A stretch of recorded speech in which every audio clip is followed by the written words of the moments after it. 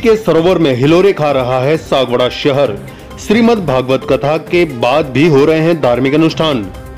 डूंगरपुर जिले के सागवाड़ा नगरपालिका अंतर्गत 1 जनवरी से 7 जनवरी तक हो रही स्वामी अवधेशानंद महाराज के मुखारविंद से श्रीमद् भागवत कथा के दूसरे दिन कथा पंडाल में भक्ति का जन सैलाब उमड़ पड़ा। इस दौरान डूंगरपुर बांसवाड़ा सांसद कनकमल कटारा भी कथा स्थल पर पहुंचे और सुरक्षा व्यवस्था की जानकारी ली। कथा की समाप्ति के पश्चात स्थापित देवताओं के पूजन के साथ ही यजमानों के द्वारा पोथी पूजन होता है और पोथी पूजन के बाद विप्रों द्वारा पारण का कार्य किया जाता है। तत्पश्चात विश्राम हो जाता है और विश्राम के बाद 2:30 के पश्चात विष्णु संस्था के देवताओं की आहुतियां देते हुए विष्णु पूजन कार्य के अनुसार विष्णु शास्त्र की आहुतियां प्रतिदिन 10,000 दी जाती हैं। अंतिम दिन पूर्णाहुति का कार्यक्रम भी होगा। इस दौरान प्रभुदास धाम रामद्वारा के संत उदयराम महाराज, रमन राम महाराज, यज्ञ आचार्य विनोद त्रिवेदी, दर्शन त्रिवेदी, श्रीमद् भागवत सत्संग समिति के अध्यक्ष मुकेश भोई, श्याम भट्ट, मुकेश भावसार, अशोक भोई, अतुल भावसार, महेश कलाल, निखिल गुप्ता, ललित भावसार, उपेंद्र भावसार, दिलीप सेवक, जगदीश पाटीदार, रौनक भोई, नारी शक्ति, मोनिका भावसार, रेखा भोई, पिंकी भावसार, मंजुला भावसार, जयश्री, नमिता भावसार सहित कई श्रद्धालु मौजूद थे। सर्वविदित है कि 1 जनवरी 2024 से 7 जनवरी 2024 तक श्रीमद् भागवत सप्ताह महापुराण का आयोजन रखा गया हुआ है, जिसके अंदर पोथी यजमान हैं 62 हमारे पोथी यजमान हैं। पोथी के पूजन के साथ साथ प्रतिदिन विष्णु का पूजन होता है, श्री लक्ष्मी नारायण का पूजन, स्थापित देवताओं का पूजन करने के साथ में यजमानों के द्वारा प्रतिदिन सप्ताह तक जो है 10-10 हजार विष्णु सहस्त्र की आहुति का कार्यक्रम भी चल रहा है।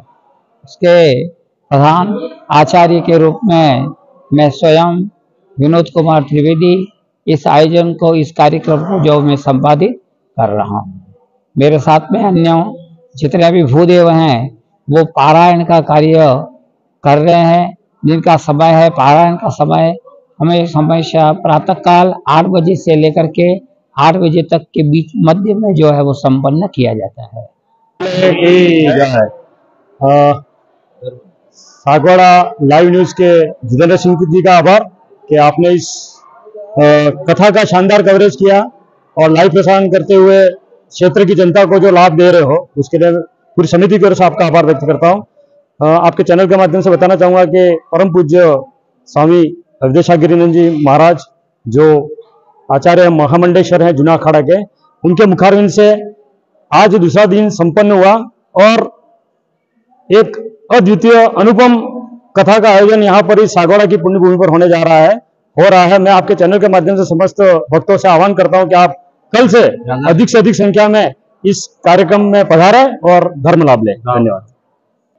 सियावर रामचंद्र की जय। जय द्वारिकाधीश। ये जो अवधेशानंद जी महाराज की कथा हमारे धर्मनगरी सागवाड़ा में जो चल रही है, तो हमारे उदयराम जी महाराज प्रभुदास धाम के तत्वाधान में उसके निमित्त जो है हमारे प्रतिदिन, जैसे कल 1 जनवरी थी तो 1 जनवरी से प्रतिदिन जो हमारे पोथी यजमान हैं उनके द्वारा जो है यहाँ पर हवन किया जाता है, और जिसमें जो है हम विष्णु सहस्त्र नाम का पाठ कर रहे हैं। हमारे जो मुख्य पंडित जी हैं श्रीमान विनोद जी त्रिवेदी के तत्वाधान में बहुत सारे पंडितों के मंत्रोच्चार के साथ हम सारे पोथी यजमान जो हैं सुबह में हमारे जितनी भी पोथियां हैं वहां पर पोथी का पूजन करके हमारे जो पितृ देवता हैं, हम सभी के परिवार के उन पितृ देवताओं का पूजन करके फिर हम पोथी में बैठते हैं। उसके बाद उसका पूरी कथा के बाद उनका आरती वगैरह होती है। उसके बाद दिन में जो है हमारे यहाँ पर हवन का ये आयोजन होता है, जिसमें हम पूरी विष्णु सहस्त्र नाम का पाठ कर रहे हैं और ये पूरा ही उसके पाठ करके आहुति जो है घी की आहुति और सारी समिधाओं की आहुति हम उसके अंदर दे रहे हैं। और ये सारा ही जो है आयोजन वो है पूरी सागवाड़ा के लिए, सारे सागवाड़ा के लोगों के लिए सुख संपत्ति और सुस्वास्थ्य लाए, उसी की कामना के साथ। जय द्वारिकाधीश। जय सिया राम। और अब हमारे 22 जनवरी को अयोध्या में रामलला भी पधार रहे हैं, उस हेतु सभी एक बार जयघोष करेंगे। सियावर राम की जय। और हम इस पूरे पंडाल की तरफ से, इस पूरी धर्मनगरी सागवाड़ा की तरफ से पूरे भारत को ये कहना चाहते हैं कि धूमधाम से वो जो पर्व है हम दिवाली की तरह वो भी हम मनाएंगे। और 1 जनवरी हमारा ये जो राम वर्ष शुरू हुआ है उस राम वर्ष को हम बड़ी धूमधाम से लास्ट तक मनाएंगे, अंतिम तक।